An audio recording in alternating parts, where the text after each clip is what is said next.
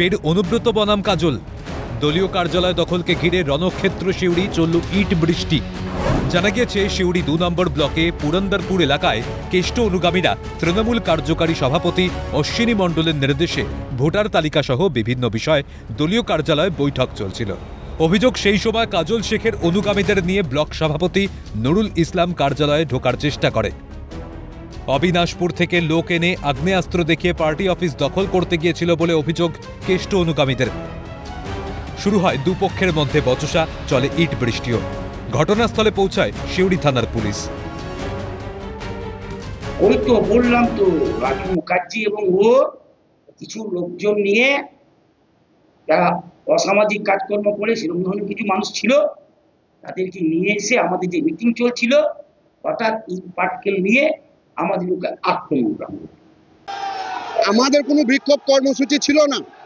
হঠাৎ করে ব্লক সভাপতি 200-250 লোককে আর্মস নিয়ে পার্টি অফিসে চড়াও হয়। ওকে মানুষ মানতে চাইছে না। তো রাজু মুখার্জি একটা গুন্ডা, এখন আপাতত ওর কাছে 2-3টে মেশিন আছে, ওর কানু রাজুর কাছে মেশিন আছে। ইট বৃষ্টির ঘটনায় একজন গুরুতর জখম। অভিযোগ অস্বীকার করেছে নুরুল ইসলাম। পাল্টা গোটারি ফার্মে ভাঙচুর ও লুটপাটের অভিযোগ উঠেছে বকুল মণ্ডলের লোকজনের বিরুদ্ধে। মোট 33 জনের বিরুদ্ধে সিউড়ি থানায় অভিযোগ দায়ের করেছে নুরুল ইসলাম।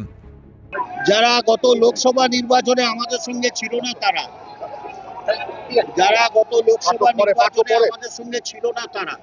বকুলের লোক। কেন আমি ওখানে দাঁড়িয়েছিলাম আমি জানি না কি কারণে, সবাই দৌড়াদৌড়ি করতে লাগলো। আমি ওখানে দাঁড়িয়েছিলাম এর দোকানে, কোল্ড ড্রিঙ্কসের দোকানে কোল্ড ড্রিঙ্কস খাচ্ছিলাম। তার করতে গিয়ে একজন ইট মারলো। হ্যাঁ, এদের বাড়ি হচ্ছে ধলটিগুড়ি। এ বিষয়ে তৃণমূলকে কটাক্ষ বিজেপির। রাজনৈতিক দল যারা চালায় তাদের এই ধরনের ঘটনা হয় না। তৃণমূল তো গণতন্ত্র নয়, সেই কারণে মাল কামানোর রাজনীতি, তোলাবাজির রাজনীতি, আর তোলাবাজির কারণে এতদিন পর্যন্ত নুরুল খেয়েছে। এই সমস্ত অশ্লীল দল যারা আছে তাদেরকে বঞ্চিত করেছে, তাই ক্ষোভের বহিঃপ্রকাশ হচ্ছে। কেষ্ট কাজলের দ্বন্দ্ব বারবারই শিরোনামে এসেছে।